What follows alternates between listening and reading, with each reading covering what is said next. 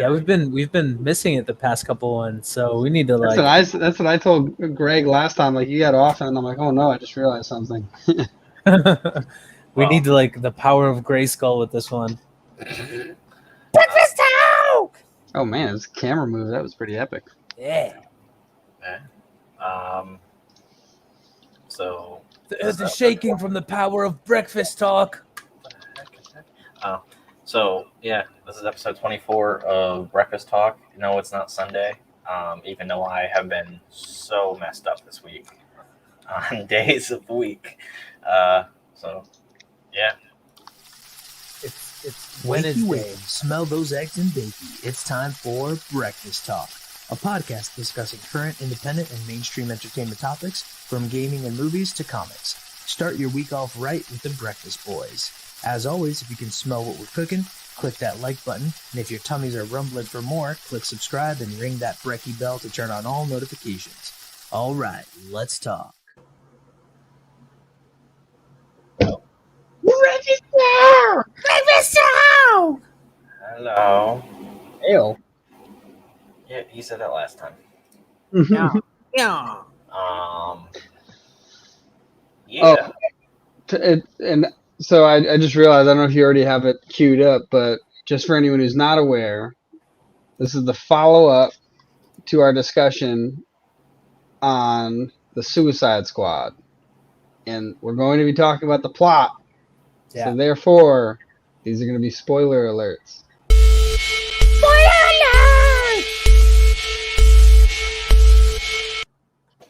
It actually worked out great, even though I know he didn't know what happened, because he shouted the second the Buttercat started flashing, going spoiler alert. It was great.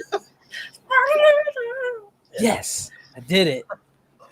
I just edited episode 13 of Brunch Bulletin because I was like, oh, I thought I did that, but nope. I had to add like the whole laugh track thing and the little fancy stuff and the coupon code so that people have to actually watch in order to like see. So Yeah. I gave it a very big discount, but we'll probably change that after this episode because I don't. The heck? I don't know, Dylan's going to ramble. Probably. What was that little like weird pedo laugh that you just did right there? Oh god. He's the guy that drives the Merc van in Rocket League. It's all that kimchi that I ate. Yeah, there you go. That's really good. You like it? Yeah. Yeah. Hell yeah, bro. I have to get that kombucha, whatever it's called. Oh, Yeah, Jesus. It's booch, baby. Is that not good? Do you not like that? Yeah, it's so overrated. Tastes like okay.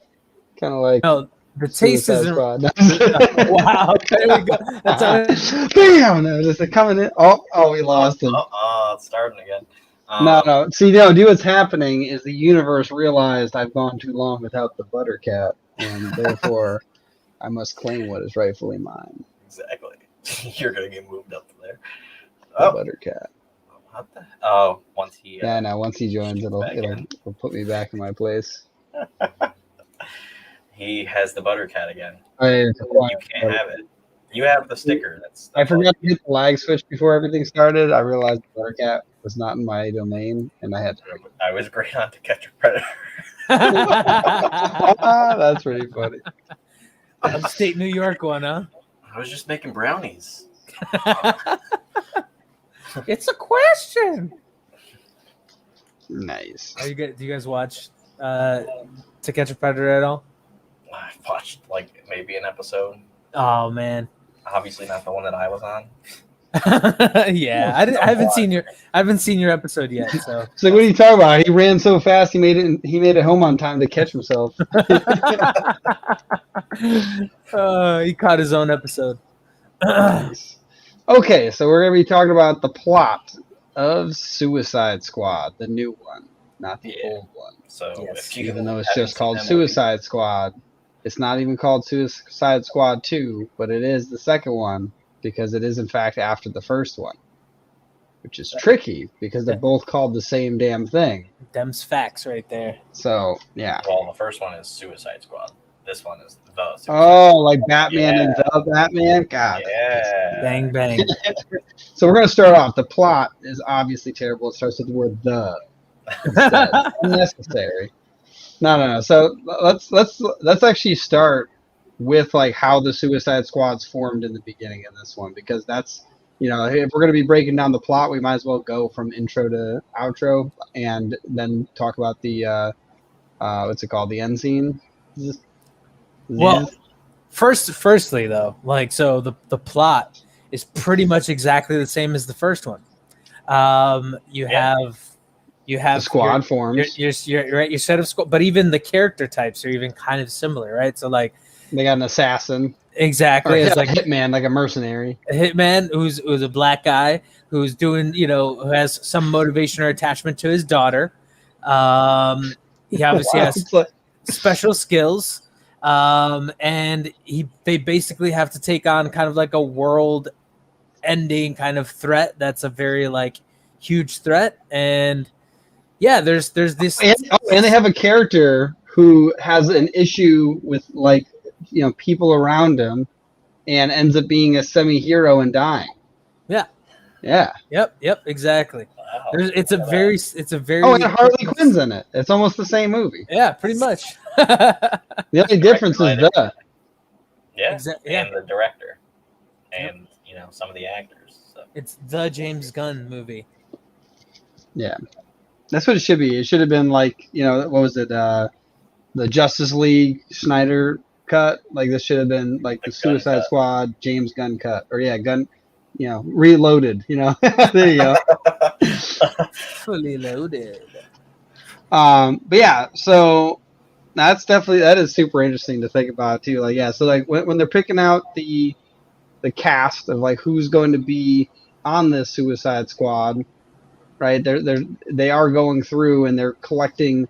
It's interesting. I'm trying to think about like who they all can join with. Like Bloodsport, obviously Deadshot.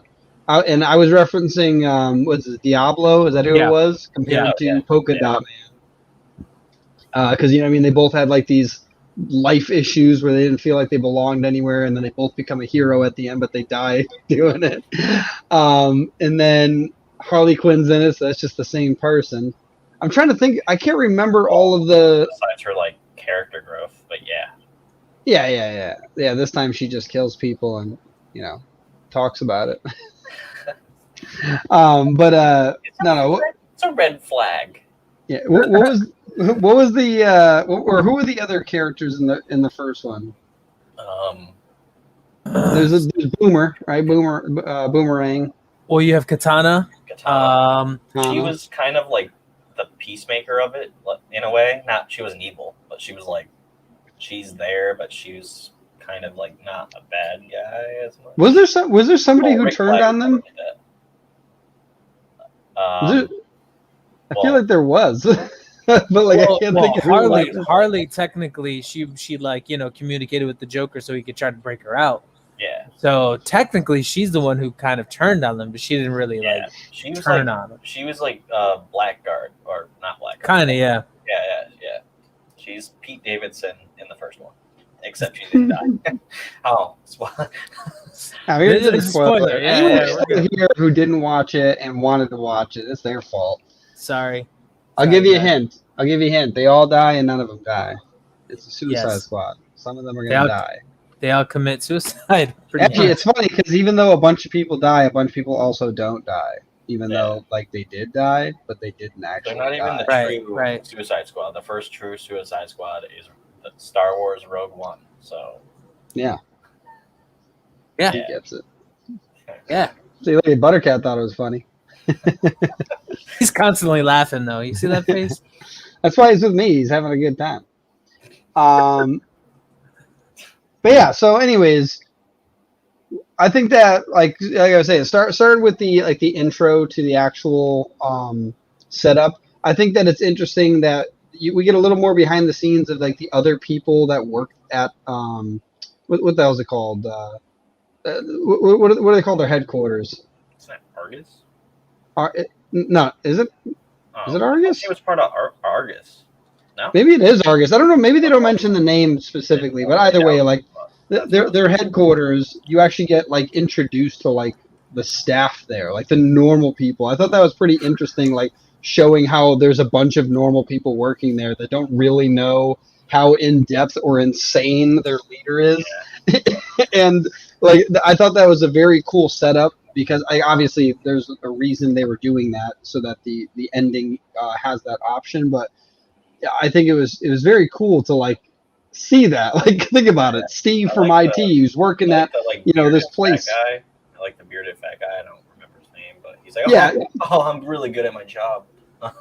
Yeah, that guy. But like that's what I mean. Like it's funny because it's kind of like that guy at IT at work, and you're just like, oh yeah, except he works for like a group of criminals who are used as assassins for the government. Like it's super interesting like how they portray them. Like they're just like, oh, this is a secretary, this is the accountant, this is a Steve from IT, right? And there's the Suicide Squad.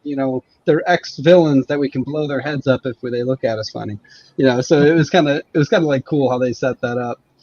And then the way they introduce the characters, they make them interesting. Like King Shark, when they first showed him, like it was funny because like I actually couldn't remember if King Shark could talk or if he just yelled. And one of the characters even asked that, like, does he talk? And he says something. He's like, like just like how they got introduced. Is Hector Frozen? I just saw him. I just heard him laugh. Oh, there he goes. I heard him laugh, but like his camera like glitched for a second, so that I don't think he can see us though. No. Well, he can see us, but we're black squares. I can see Greg's face. He's like this now. He's like this. He's actually like that right now. Yeah, he's frozen. Yeah, and like how what was it? Polka Dot Man? Like he comes through and he's just getting like torn apart at the prison yard, and they're just like, oh, look at the guy who throws polka dots, and like you have no idea what he does for like a really long time, and even when they finally like get to the island where it all starts, like you just see him go off to the woods to take a piss essentially, and you just like see like rainbow confetti lights going off, and you're like, what the hell's going on? So like it was definitely interesting. They really held off on showcasing what the characters could do for a very long time, and like the first person they show is Savant, and he gets killed really quick. So it was definitely cool that they didn't showcase as much as they could have for all the characters. I like that in the beginning. It was a very cool start to that. Yeah. What do you guys think? What are your comments on the beginning? I think it was actually a much more fitting. Like they set the tone really quickly for the movie, and I thought that was honestly a really good thing because again they kind of addressed things like, okay, so you know what the team is already, you know what our deal is already. Like so they it's like they addressed that, and that kind of again like when the plot starts to repeat itself, it's kind of like, well, they already said it. They already said like you already know what we're all about. You already know what we're doing. Like this is it. This is the movie, right? So they set this tone of like it like humor that overlays this kind of like, I don't know, like again, it's kind of it's the same plot. We got to go in and do this dark stuff, right? And Amanda Waller's just going to be as dark as she was in the first one. She doesn't. She's very apathetic, and that's like, it's funny because she's kind of like how Peacemaker is, right? Like she's like anything for the end goal, right? Like so, no matter what it is, no matter how dirty it is. Like I'm willing. How many dicks I got to eat off of this? Exactly, that's Amanda Waller. And I just realized too, like aside from that, even the setup of the movie where they send Harley on a mission with Rick, and yet that whole team gets wiped. So it actually like it sets you right up, like because I guess technically I skipped that when I was talking about the beginning. Like they set you up, showing that they actually have more than one team. I think that's the other cool thing. Like as opposed to just going like, oh, there's the Suicide Squad. It's like it's just the name of whoever they send out, and that they're willing to send out multiple groups was also cool because if that's the case, that means if they make another movie, it could be like other people that were sent out. It could be even at the same time, like as this movie. Like there could have been another squad sent out someplace, and like the fact that they do that, Harley ends up living, and so does Rick. It's Rick, right? Yeah, except there'll be a little difference in the next one. But yeah, you back? Yeah. we're back. Yeah, I was saying like it's interesting that the way they set it up, whatever the next one is, like they could actually have another squad that was sent out during this movie, and like they could even play off of that because now we know they send out multiple teams, even if it's just for diversions or whatever it is. And so like it was interesting that they actually started off by assembling the team you thought like, oh, this is gonna be the movie, like we're gonna deal with these Pete Davidson, you know. So it was like really interesting, like how they set up your certain set of expectations, immediately murder them, and then they start off with that cool transition of the blood in the water, saying, I forgot what actually did that just say the title of the movie or what did it say? I can't remember. Oh damn, that's gonna. I think it did. Blood in water transition Suicide Squad. I think it said Suicide Squad. I think it was like a chapter introduction. So yeah, that's what I was trying to remember if it like because they all had like chapter title. Yeah. Oh, what the heck? Give me all these ads. I get it. Here you go, Harley Quinn. This is the last one. Dang it. I need tools. Anytime past months. There we go. Image. Someone had to have gotten an image of this thing. yeah, the fact that they have this like you said, they set up this initial team that's basically just like a cannon fodder team, right? And even mid mission where they're like, yeah, we're screwed. Like there's no way we can win this, right? And Amanda's just like, yeah, it's a tough team. Don't worry. Like you guys will be fine, kind of thing. It was like, again, emblematic of how little she really did care about, like, the team itself, right? So like she has at the same time this kind of like sense of like it's like she's putting together this team and she's doing it because she cares, right? But then at the same time she really doesn't care at all. Like so she just has this very like dualistic side to her where she's very much on both sides of the spectrum. Like she's heartless, but at the same time she has this warmth. It's weird. Yeah. Which is great. Like as an actress, like her being able to kind of, work that spectrum at, in this movie is great. She's the perfect fit for Amanda Waller, I think. Oh yeah, she's insane. She's insane. She's Mento. Weasel. Damn. Weasel was pretty good in that movie. Yeah, I felt like there it is. it would have been nice if we could have gotten maybe a little bit of Weasel before he passed away. Got off. Yeah. Wow.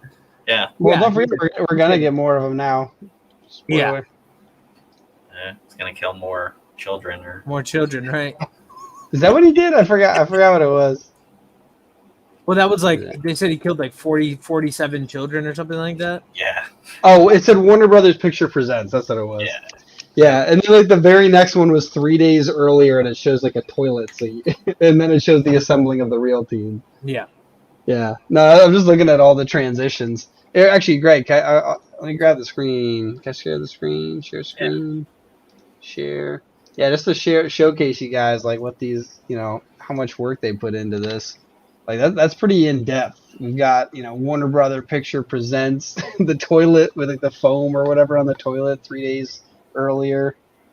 When it catches up on the beach. Meanwhile, Harley and the Roots bring me the heads of the Suicide Squad. I don't even know what that's in. It's like dirt, but I don't know what the hell's written on it. Yeah, and then Operation Jotunheim, and then I got switched to Operation Harley. Like that was that one I was referencing in the last episode. The idea that they like had the flames in the background, then they actually dyed it out and pulled it back up for the right one. So yeah, it was very cool. All of their scenes were very cool. Starro the Conqueror. Also, did anyone else see Starro the Conqueror and immediately think War of the Monsters, the old PlayStation 2 game? Because that is exactly what I thought. And even like it looks like an 80s Godzilla movie. And I love the fact that what the hell is it? The guy you mentioned, the big guy with the beard, he immediately responded with something along the lines of like, "Oh shit, we got a kaiju!" Like, it was so perfect. That's exactly what it looked like. Yeah, I've never played that, so Oh yeah. For anyone who hasn't played War of the Monsters, you're missing out. I think it's on what is it, like the PlayStation Store for like $5, and for like for the new ones like PS4 and 5, I think you can get the old PS2 game for like $5. I immediately bought it. I'm like, I have to get this. I used to play that more than almost any other game on that console, next to like Tekken. Yeah, definitely awesome. Yeah, so the intro was pretty cool. How did they introduced everybody, and then everybody had their little like moment. I think like on the helicopter, like Pete Davidson did. He had his little moment until he didn't anymore. Also, what did you guys think of like how they started introducing like the starfish? Because like it started off like the first story, like they don't tell you how big the thing is, right? Like it starts off as this thing that like NASA or some government space entity ended up finding in space. It was just floating there. Oh, always lost Hector. So now it's up to you, Greg. What are your thoughts on how they introduced them? I thought it was okay. I kind of, the only thing in that entire plot that I don't think was really needed was the thinker. Hector, yeah, I was gonna say, Hector, did you hear my question too? Yeah. Okay, yeah, Greg's going first. What do you mean about the thinker? Like what about the thinker? In the past, you mean? I just think the thinker was wasted, and then he was literally wasted. Wasted. Yeah, they could have like used him for something else, but you just killed him in that movie. Yeah, they didn't even just kill him like they could bring him back like Peacemaker. No, they splattered him. Yeah, they ripped him in half and then splattered him against the inside of a giant tank. So I was like, that's kind of annoying because he's Flashpoint, guys. Flashpoint. Yeah, that's what I was saying last time. I was like, oh well, if you watch episode 23 when that pops up.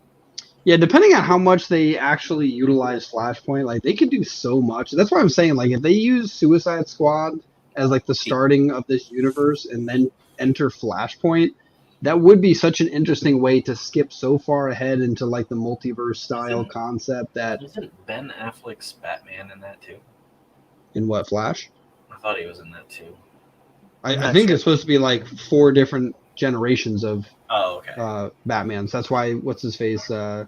Michael Keaton. Michael Keaton's in it. Yeah, and I think he's supposed to be.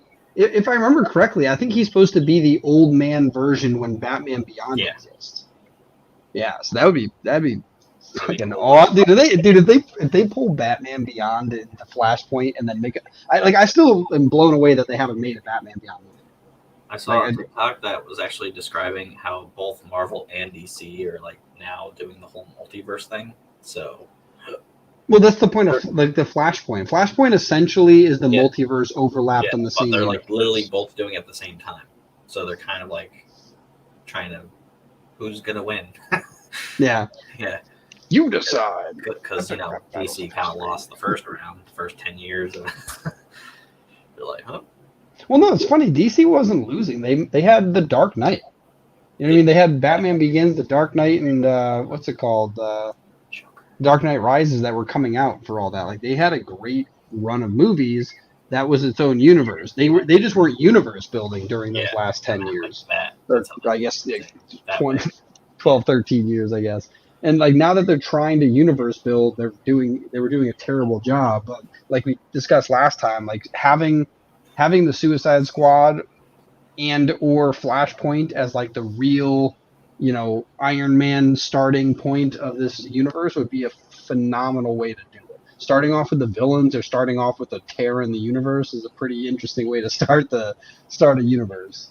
That's how they should do it, because.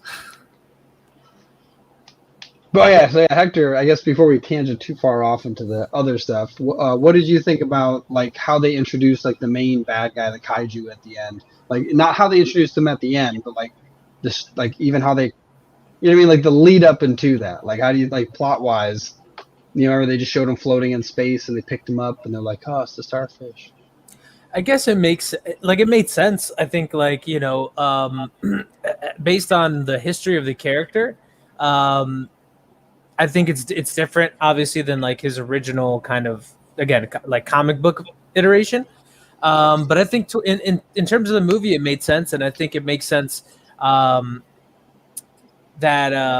they chose him, I guess, for like the kaiju effect, right? Because like there wasn't really that many rules surrounding like something like Starro, right? So like he's kind of this entity that first of all is not super well known. He's not a like very focused on villain character, and even in some comic book iterations, he's not a villain. I was about to say, I just looked him up. I didn't realize how old he was. His first appearance was in 1960. Yeah. Damn. And I remember Starro as the like legit, like he's the one who like he first gets onto Superman, and then like because like Superman's like under his control and stuff, and that's what I thought. Yeah. And actually, I just saw the first one he was in Justice League America. That was like the first like iteration of the Justice League.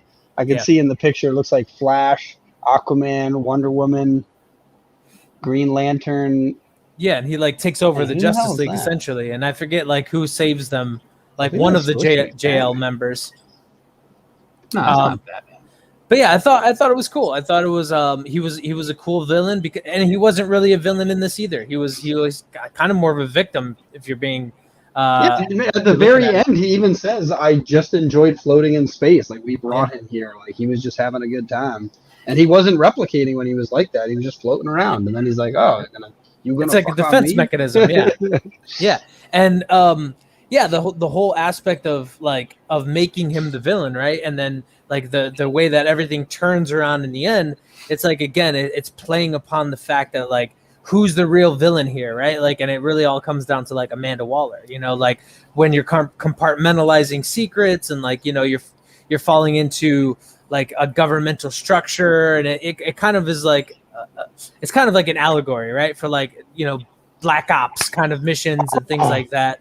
That do take place in kind of like the real world. So it's kind of like like shadow government stuff is obviously never never upfront or good. You know what I mean? In their purposes and things like that. So it's super interesting. I just looked this up. I was looking up. There's like a series. What is this? It's a comic book series from DC Comics called The Brave and the Bold. Yeah, and it's super interesting because the first comic ever that Starro was in was issue 28, which is when Justice League of America starts. So the first 24 issues is Golden Gladiator, Viking Prince, Silent Knight, and Robin Hood, right? So like very interesting. Then 25 through 27 was Suicide Squad, and then Justice League America starts for the next 3 issues. So that's super interesting that they decided to use such an old character, and it happens to be timeline-wise introduced right after the Suicide Squad. Right. And in this, they're like changing that up. So that's super interesting. Yeah, I was wondering that's what they did. They just like looked to the oldest Justice League. They're like, what happened before that? Let's get that guy. Yeah, they're definitely using the historical aspect of DC, right? Like DC is a bit older than Marvel. It started with Superman back in like the 30s or something like that. So he was like one of the first like comic book superheroes. He was kind of the the way that they play up Captain America. That was Superman essentially in comic books. Was like he was the symbol of patriotism and the American way, right? Like truth, justice, the American way. Like that was the whole premise of Superman, right? And even used him in like propaganda images and things like that for wartime and for bonds and all that kind of stuff, war bonds or whatever. So I thought that was interesting when I see Captain America, because I was like, oh, so they really took the Superman route with Captain America with like originally, right? Which it makes sense with Captain America. I just thought it was an interesting kind of duality between the big two, right?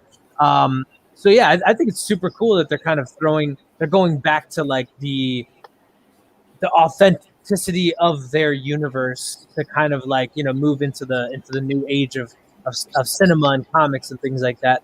I think DC just has a problem with continuity, and comic book entities kind of do. because they want to explore all options, right? They don't want to leave anything off the table, because then you don't have interesting stories with the title characters, right? Like you got this character like Batman who's Yep. Oh, there he goes. Exactly. I understand completely. Dude, it's interesting too. Like, I'm just like looking more into stuff like this, like, because I clicked on the Suicide Squad link in Wikipedia just to check that out. Go. Oh yeah, keep going. You're back. That was quick. I was just saying, like, yeah, you have like a character like Batman who's like guaranteed to sell, but you want to take him on all these interesting tangents. So it kind of feels like, again, the DCU, we've talked about this before, we touched on it before, they just have a problem with continuity. And I think that, like you said, if they can use that model of, well, this works, let's run with it, with the DCEU as it pertains to Suicide Squad, then yeah, you should have a bit more of these movies that come out that are a little more humorous, but still have that dark side of the DCEU, like a villain-based DCEU that could, or a villain, I guess, center-pointed DCEU, where you can fully flesh out the more relatable characters of the DCEU, which is what we talked about last time, in the villains, and then kind of center point, the universe's growth around those characters, and then kind of like flip it on its head and make the hero characters be more of the imposing force, or the gods of the world, and kind of how the normal people see those godly figures, right? Like a lot of people will jump on that bandwagon, and a lot of people will be against it, right? So a lot of people will be like, hey, like I resent this authority, kind of thing, and that's where the villains come in. So I think, having a villain tilted DCEU is probably the way to go, and then you can have more of a, because the DC universe in general is supposed to be darker, even though you have actually more characters in the DCEU that are more like, I'm not going to kill, right? Like, so like Superman is the most powerful, being in the universe, and he kind of has that dynamic, as well as Batman's one of the most interesting characters, partly because of that dynamic. He won't kill, whereas Marvel is kind of like, they're kind of like, gunslingers. Like, they don't really it's fun too. care. I was going to say, it's not that they like intend to, it's just like they're not keeping watch of it. Like, remember later when what's his face, Tony Stark was like freaking out because he realized how many people died when they were like, catching the island that they lifted and dropped, or not island, but just the chunk of land that they lifted, the city. City. Yeah, and they just picked it up and dropped, and like how many people died from it. Like, they don't really just mention it. It just happens because that makes sense. That's realism, right? Like, when you're doing all this crazy shit, like there's going to be casualties. So like to them, it's always just a reality. And I think in DC, like, I guess more in the comic books, because in the DCEU, it's definitely not that way, right? Like, I mean, even Batman's getting in on it. Like, he's just like knocking dudes' heads around, and he really doesn't like. And they introduced that, like, Batman versus Superman. He's like, he doesn't really care anymore. He's so broken. Yeah, exactly. He's so like gritty and hardened by 20 years in Gotham, and he's probably given so many criminals a chance, and they've just repeated and repeated and repeated. He's just kind of like, all right, well, I got to do it. And the Robin Hood and Robin Hood and Robin, just because later Robin. Right. Yeah. So, but yeah, like, again, I watched the Justice League Snyder Cut maybe a couple times already, so like that's numerous hours of my life that I've tried to pick apart kind of like the Justice League as it currently is. And I think, there's a lot of plot holes that do occur when it comes to like even the Snyder Cut, which was, leaps and bounds better than the original Justice League, but it still has a lot of plot holes. I think actually Suicide Squad is so clean, and when it comes to that, like, there really isn't a lot of plot holes. It sets you up with this, again, here's the mission, here's the set of characters, here's what is going to happen based in the boundary of what this team is, and it kind of sticks to that format throughout. And they still do open some doors, like, hey, what happens with Bloodsport? You have Peacemaker, you have the Suicide Squad that now is a very cohesive unit, and it actually is a very likable unit. Like, you don't want anybody to die from this unit, whereas the last unit was kind of like, well, yeah, they're cool, but I don't really care about them that much. Like, if they do die, they did a lot better in this one of making you care about each individual one. Like, what's his face? King Shark was just like a cuddly teddy bear almost. I know he ate people, but like that, that's what they played off as. The polka dot man was kind of just somebody you just felt bad for, like you said, like you could tell like people hated him and he had a terrible upbringing. Bloodsport's doing it for his kid. Harley Quinn is not such a psychopath, still is, but not as much. Which, by the way, I have to say, like, one of the coolest scenes in the movie was when she was going off, and there was like the flowers exploding in the background, 100%. In her mind, like so like that was pretty clever. But even Peacemaker, like he's so funny. That's the part you like about him, right? He's charismatic, all that. Like, so each character you liked and didn't want to go for various reasons. Where I definitely agree. Like when Diablo went up, I'm like, oh, he's gonna die. I think I figured that. Where like Polka Dot Man, I didn't know until like the scene was happening. Yeah. Right. Where like superhero. Yeah. So it was they definitely, you're right. They did a great job building the characters up and making them each interesting in their own way and as a team. Like even the Milton thing was kind of funny. Like they kept slowly like he was in there for like a huge amount of time, but you don't really see him as much, but they keep showing him slightly more and more and more until bam. Like so it was really interesting. I had a whole camp of freedom fighters. How did they not alert me? Right. Turned them into my mom and killed them. I love how everybody's just looking around like, oh shit. Like we're not gonna sell them the truth, right? And then Polka Dot Man just comes out with it. I think even like a character like Ratcatcher 2, right? She kind of, because of her kind of chaotic neutral standpoint, like she's not like bad, right? And she's not necessarily good because like you don't have, or I guess you don't have that like strong moral code. Like she's on survival mode, right? So she's like she'll steal. She's like Catwoman. Kind of, yeah, exactly. Like on the moral compass, like rats. Exactly, she's Ratwoman essentially.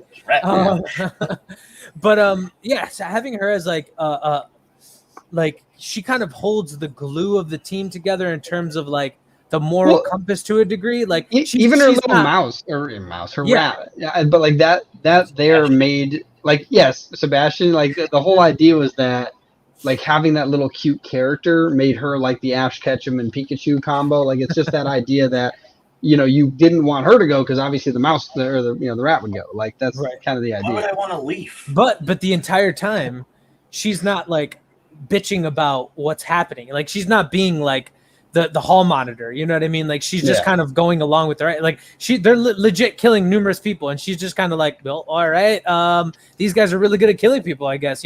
Like she's not like trying to be like, no, stop, don't kill these people, and be the reason. Like again, she's not hall monitor. They're freedom fighters.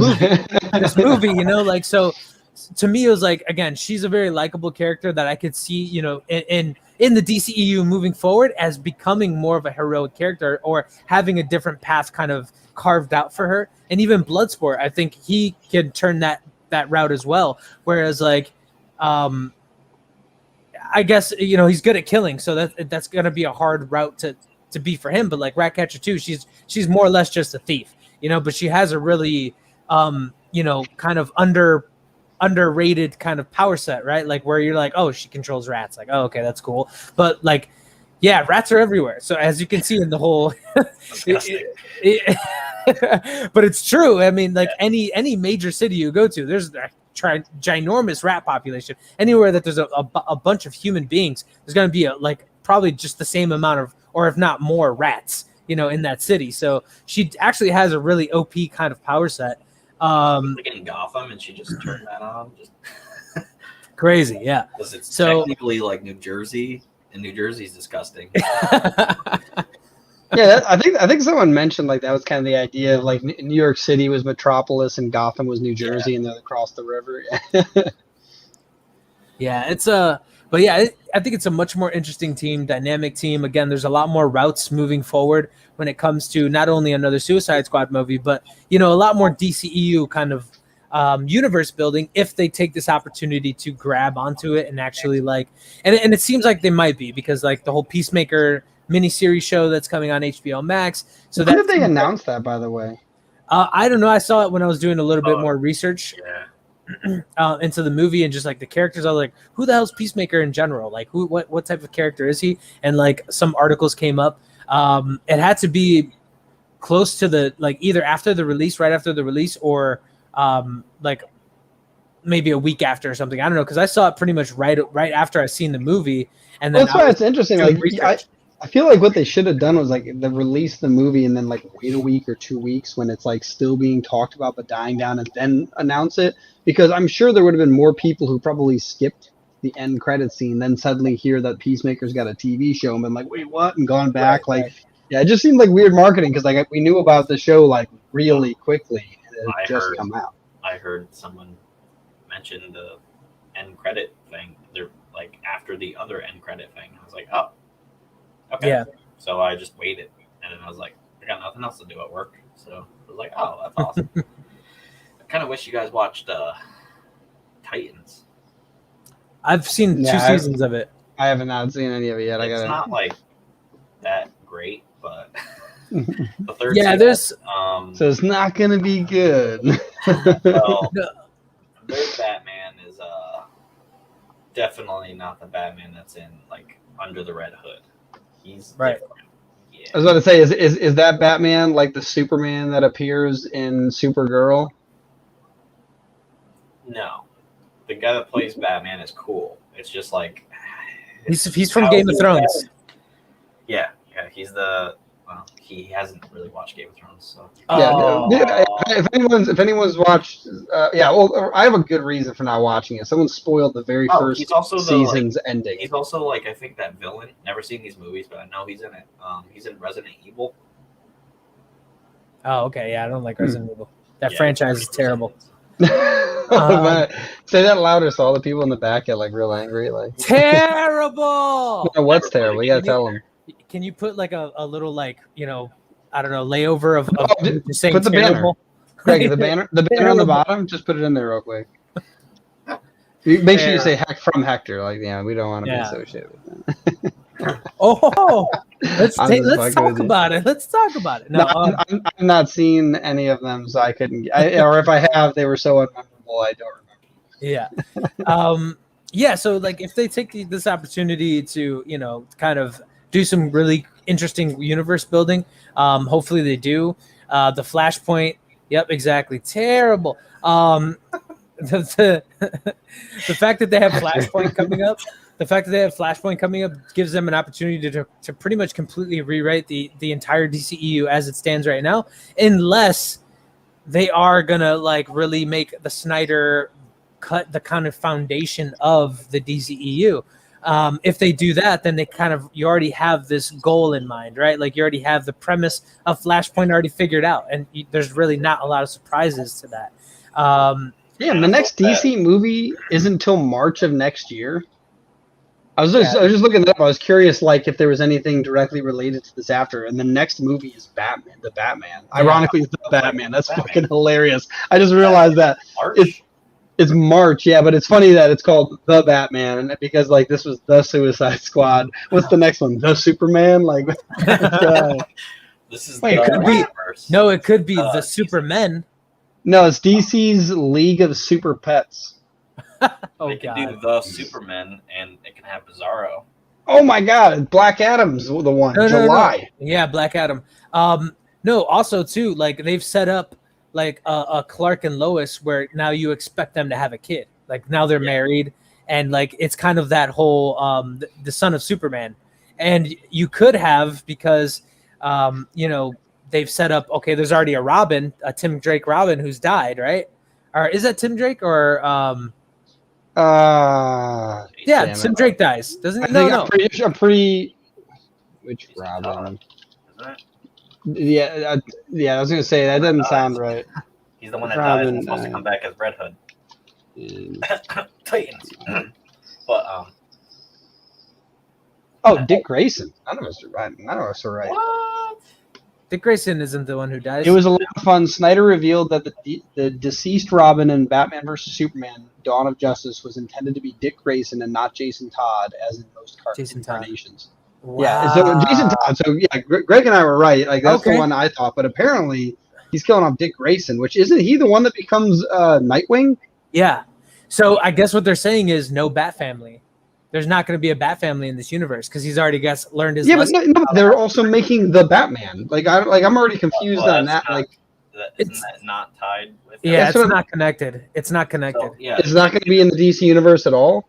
I think it's it's gonna be its own thing. Because supposedly the Joker and the Batman are supposed to be in the same universe. so. I That's- think what they're doing is they're really reinforcing this is a multiverse, right? So like they can have all of these different strains of the same superhero, just like how they're making with comics. So essentially, you can have the Batman and the Justice League versions, like they're all just in separate universes. So that cinematically, we can have a trilogy go on in this way. That's the Batman, right?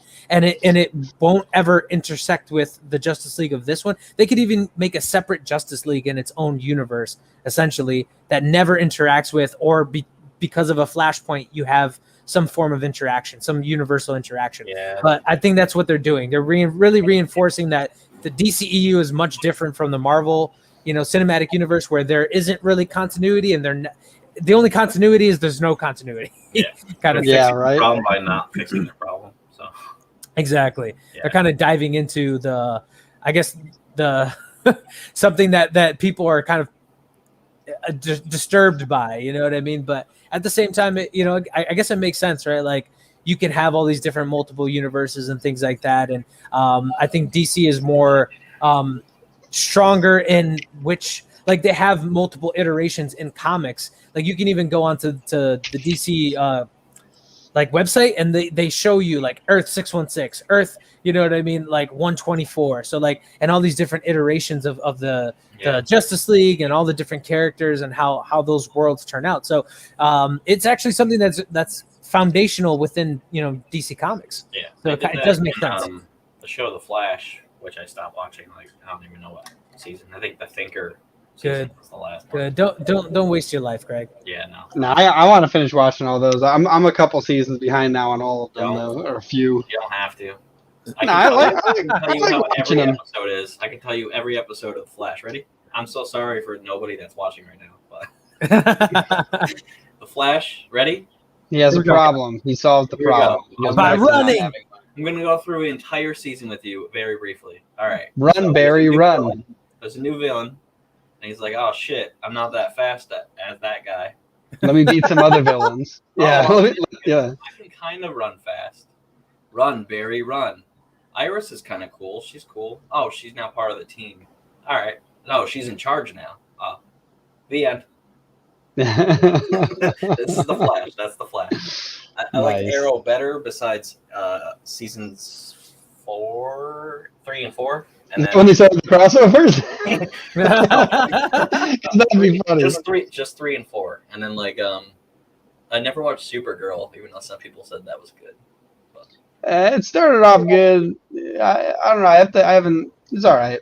I agree. I watched the first season of it, and I was like, oh, this has potential. And then the next season was just kind of like, oh, this is another CW show.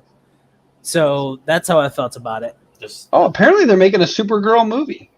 Yeah, Didn't Yeah, know that. that's why They- ended it. they cast a Hispanic. They're making a Lantern Corps movie.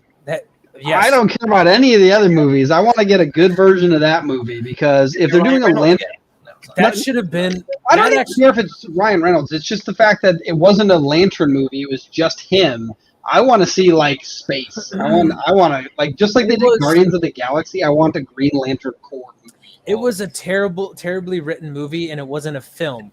And I think that's kind of what needs Never to saw happen in the DCEU is I think they need to make films as superhero movies and not focus on Yeah.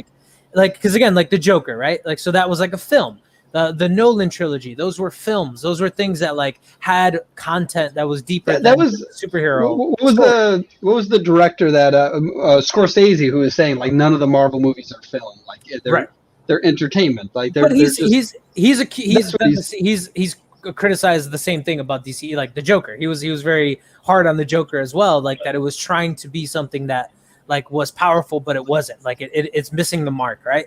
I think it is powerful though. I think that's the interesting thing is you're right. I think the DCU should do that. I've watched The Joker multiple times, and even watching it the 4th, 5th time when he's on the talk show, I still get goosebumps because I'm like, oh, this part's about to happen. Yeah, no, it was extremely interesting. One of the most full stories you get full content wise and then relatability wise you see of the Joker, right? And it's kind of more towards like the whole Red Hood, right? Like the original Joker. And it makes complete sense again towards the depth that the DCEU has to offer, right? Like we were just talking about with villains. Their villains are extremely relatable and they have a lot of depth. Like if you talk about Catwoman, if you like, again, Batman's probably the only one who has a somewhat relatable story, and with all of their superheroes, all of their superheroes for the most part are very much out of the realm of relatability for most people. Like even one of my favorite DC characters, like Blue Beetle, not a relatable character at all. You know what I mean? Like the old Blue Beetle or the new Blue Beetle, neither one of them.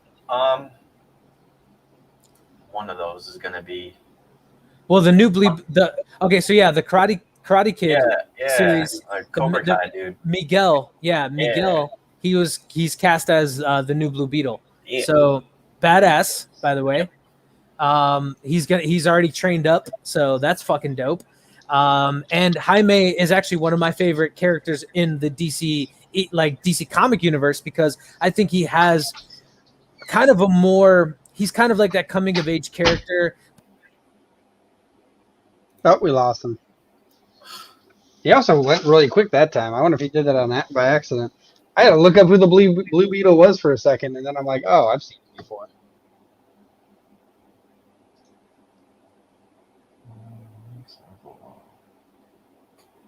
Okay. I didn't know Shazam was coming out in 2023. I thought it was coming out like next year. You talking about the second one? Yeah. I haven't seen the first one, so I still need to see the first one. I heard it was actually pretty good, but I have not seen it yet. Funny, so you're not here though, because you're just like a buffering thing. Actually, he's Sonic the Hedgehog, and he's rolling around at the speed of sound. Now, did you ever play Sonic Adventure? Rolling around at the speed of sound. You're not going fast. Your buffering thing is going slow. You know, you need Starlink or Skynet. You know, whatever you want. Yeah. Yeah. Also, once he does get back, we're hitting 50 minutes. We should wrap this up. Yep. So then the only thing we have left to talk about is the end and the end credit scene. You should have him kick himself and then reboot. Kick yourself. I could kick you. Yeah.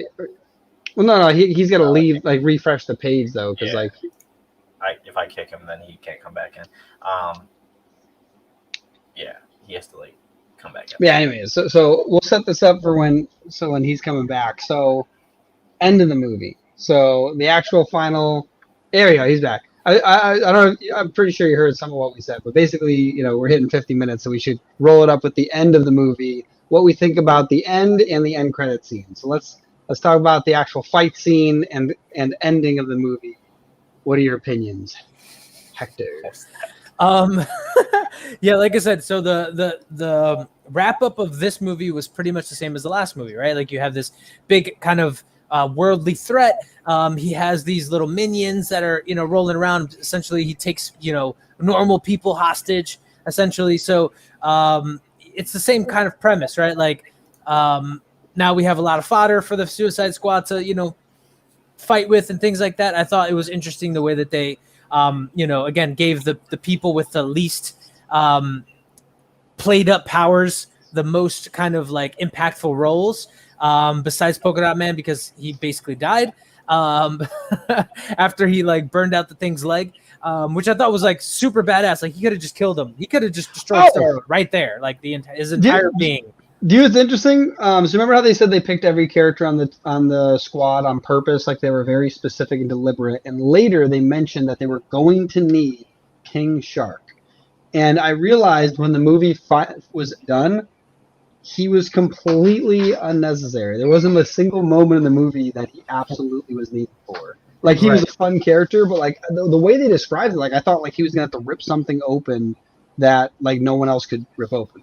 You know what I mean? There was never a point in which his strength was needed. I guess what they were just trying to keep him. I think the script was trying to keep him relevant throughout the movie because he wasn't going to play a tremendous when they introduced him, they were you're going to need him specifically to get into Jotunheim. Yeah. And they didn't. They just walked in like. Well, he made a nice clay, Yeah. No, even think about it. Even when they fought the Starro, like he bit him a couple times. That distracted him for a couple of seconds, I guess. And like that distraction let Polka Dot Man rip a hole in his leg, kept him distracted a little bit longer, and then basically the rat catcher sent her minions at him, and Harley Quinn poked the hole in the eye that started they got the rats inside to actually kill him. Like that was literally what happened. So like. But Bloodsport at least was distracting him for a minute, shooting those freaking rockets at him. But literally, it was like nom nom, like that's it. Like, Yeah, no, I think and I love him as a character for like the plot line, but like he wasn't necessary for the team to get into Jotunheim or fight the monster. I have no idea what to do with it. I think that's interesting because it's kind of like, to me, you see that in a lot of movies, right? Where like the script or something that is said throughout the movie isn't necessarily true throughout, right? Like, and then you could just say like, well, that's like people talking. Like I make predictions all the time that don't come true. It doesn't like stop me from making them, right? I mean, more I get like what you're saying. Every character had a moment in which they were necessary, except for King Shark, and he was specifically mentioned in the beginning as being someone who would end up being necessary, and was the only character that didn't have a pivotal moment. That like his best moment, meaning like a life-changing moment, was when he realized he had friends and that he didn't need to eat every person, and that was way earlier in the movie. So like it was just funny because like every person had a pivotal role they needed to play. He's like on the team. He's like Rocket Raccoon needing that guy's like leg, but he didn't need the leg. Yeah, well, no, he's like the leg. Yeah, he's the leg. Yeah, he's the leg that Rocket Raccoon didn't need. Yeah. So yeah, it is kind of funny that it was just like oh, there he is. Yeah, we were just saying that he was like Rocket Raccoon's leg, like that one that he picked up. Like he didn't need it. He didn't need that. Right. It was cool to be there. Like it made it funny, but it was unnecessary. Team up movies because apparently he's good at that. Well, I think it's like it's kind of a setup for the next movie. Again, they're creating this team where now he's the bruiser, right? Like he's the one who can take a lot of damage. He's the one who can give out a lot of damage. He can, potentially kill a lot of people at one time and, not be fazed by their weaponry pretty much at all. Do you know what's interesting about him though, is that the scene where the stars tried to like cling onto his face and that didn't work. I thought that was going to be the thing that made him necessary. Like maybe the whole team gets taken over, but he rips them off before they get fully embedded because he was unaffected and he saves his friends. And even that didn't happen. That's what I mean. Like he literally wasn't necessary for the team. He was great for the movie because he made it fun and entertaining, but like he didn't do anything. No, I get. Yeah, he really wasn't like a critical role player. That's for sure. And I mean, because a lot of the movie was like supposed to be stealth, right? Like they were trying to sneak in and out of places. He's not really. It's just so funny too. I almost feel like they did that because they're like, man, this CGI is costing a lot. Like, let's have a stealth scene so we can get rid of the shark, the freaking giant walking shark that when they put shorts on him, he looks like a street shark. Like, we need to get Jaws off the or no, was it Jaws? Was that the great white's name? Yeah. Right? Yeah, it was Jab. Yeah, it was Jab. It was Jab, Streets. Oh no. Slamoo. Yes. Jab, Street, Slamoo, Ripster. No, it was Ripster. There you go. I was gonna get it eventually. I forget all their names. Anyway, I love those. Yeah, my thoughts were that it wrapped up really nicely. I thought again it was like there's a lot of full circle moments for me, and for me like again that was like the wrap up of the similar plot line, and then the end credit scene. I didn't expect it. Like I really didn't expect, because I saw the movie and then I read the article about like he's getting his own show, right? So like it didn't ruin it for me. But yeah, it didn't. I didn't expect that to happen. I was like, oh, I guess Peacemaker's dead, even though he didn't die in a very gruesome way. So it was like you kind of get that like maybe he's still alive. It was done at a moment that quickly moved away, so you forgot that it wasn't right. I think that's what they did really well. Like back to the exactly. That's what I'm saying. Like based on like the plot of everything else, like he killed Rick, who like I was looking into that. Like he's almost always like the leader of the Suicide Squad, and now he's gone, right? And so it's interesting that like it would make sense that Peacemaker would get capped. right? So like it was just kind of funny that it didn't end up happening. Like so now they have a TV series. They're like, listen, you killed our hero, and now you're our hero. And then Yeah. the other end scene too, the weasel. Like it was one of those ones where like I don't know if that was only there to make people think that there wasn't going to be a second one to show, you know what I mean, Peacemaker. Like I almost wonder if that was like just to distract us from that, or if like he's going to play a pivotal role. I think I mentioned that in our last episode. Like it would be really interesting if by bringing him back, because specifically when he died, the Suicide Squad headquarters, which I was trying to figure out what they were called. They're called the Task Force X. That's what they call that group. But it is under Argus, right? So Argus, Yeah. I believe, has a subgroup called Task Force S that runs the Suicide Squad. And so, yeah, anyways, like when he died, like at those headquarters, like his image went red, which means they recorded him as a death. So now that he's off the radar, what happens if he just runs around? And so it'd be really interesting if like he plays a pivotal role during like the climax of the next movie, or even in one of the tangential movies. Like maybe he just appears in the Peacemaker show that's coming out. You know what I mean? Just for like a split second, like he's in the background, like, eating something. Yeah, exactly. Like an Easter egg kind of thing. Yeah. So yeah, that would be interesting. Yeah. Nice. Cool. We hit an hour. Yeah. Look at that. Definitely a good ending to breakfast. There it is. Yeah, you got it. Yeah, so we're probably only going to do a few more episodes this year of Breakfast Talk. I was just thinking, like, we could probably have a break at some point. The last episode will probably be again around our virtual Comic-Con that we're setting up again.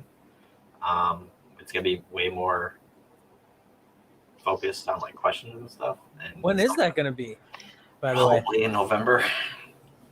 All right. All right. If you want to do that drinking thing again.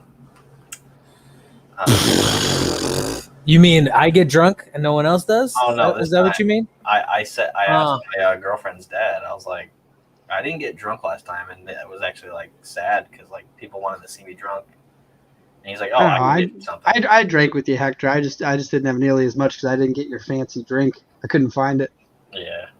Okay. Well, if you want, I don't know what kind of liquor do you guys or Dylan? Because I know Greg, you don't drink really at all. So right, like you don't have like a range of different liquors that you prefer. What's your preferred method, Rum. Dylan?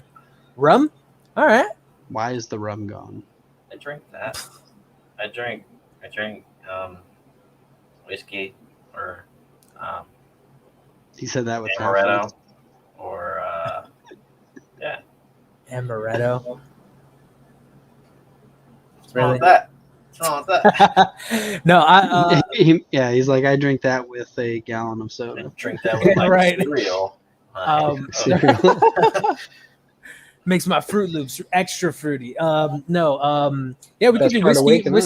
Whiskey on the rocks is like my new thing. So maybe we can whiskey it up, and then it'll be a lot quicker because it'll just be straight up liquor. Just essentially. liquor. Yeah. Quicker with liquor. Yeah. Yeah. Nice. Like I'm pretty sure. Like I'm gonna schedule that off, and we should also make it a game too. Like we should have Yeah. it where like it's we were talking about an episode being a game show. So Ooh, would that be the first? oh my that's god, the first episode. maybe like a trivia thing. That'd be fun. yeah, we could do that. I'll like totally fail. That'll be great. Because I'm good at trivia. Let's see how I am when I'm like drunk. Well, I'm terrible at trivia. Oh, he had a really good idea too. Yeah.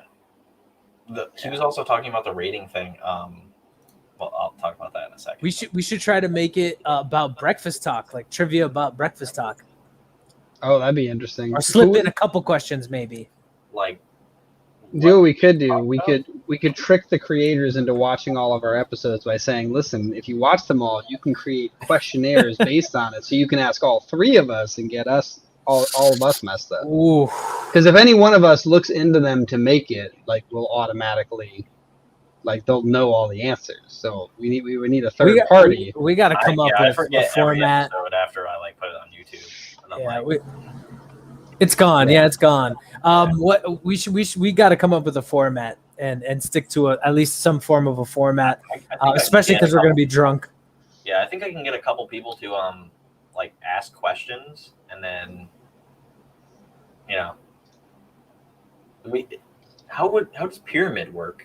Like that game, obviously there wouldn't be money involved, but like What's that Pyramid? game, that you'd never heard of that game Pyramid, that game show. Nope. I feel like there's like Can different look it up. teams, and like I don't know. I think you have to you have to like say a word without saying the word, but it's kind of like password, so not like that. Yeah, I think we can get like J.R. Harris, and I would say we could probably get Matt, but I doubt that. We could probably get like some other people on our platform or something that would actually participate. I'm not that drunk. I got a couple cool people I know that I could get on the. And we can have up to 10 people, I think, on here. So like us three, and then there would be like 7 people that would all have a turn and ask. We don't have the 7, but like we can have The like, 7. Oh, we can have one person for each. So like I would be on someone's team, Dylan would be on somebody's team, and Hector would be on It should be like DC and Marvel TV show questions, and that way I'm just like, I give up. What happened in season 3 of Daredevil? Yeah, watch it. You gotta watch it. I feel like I might do okay with I that. would do pretty good at that. Yeah. Yeah. Yeah, trivia would be pretty cool. Damn. Once he gets back, we should close it out because he's getting. It seems like he's crashing more frequently now. Yeah. He's moving to another room, so Right now. no. Yeah, I'm out. I'm Yeah. done with these restarts. Look at this. We got 4 squares now. It's crazy. So we technically don't have to record Breakfast Talk Sunday if you don't want. Yeah, because we're ahead now. And Brunch Bulletin, we're ahead by the 1 episode because I didn't post it today. Cool. So, Greg, we should close out the episode though, because we're still live. yeah, I know. Thank you guys for watching. If I get disconnected again, hit Bam! He gets disconnected. yeah, exactly. Hit the like and subscribe button, and then smash the notification bell so that you guys can be notified when we launch more stuff. Yeah, and go buy me go to buymeacoffee.com/. Greg, where's the banner? Buy me a coffee. I don't even know where the banner is. I don't have the banner. It's Bruce Banner, baby. Dr. Bruce Banner shook up. So yeah, go to that. Buy us a coffee or Anyone else sign heard up of that? for one of the This is memberships. that old. Yeah, Nova Nation. because we need Learn coffee. that. We need that. coffee in our mugs. We have no coffee. We're out of coffee. Yeah, I need coffee. Yeah. Look at this. Look at this. I wish It's I had empty. that. That is stained. It is. You should probably. It still smells delicious though. Smells like French vanilla. Oh, Oh boy. okay. I gotta stop the thing. All right.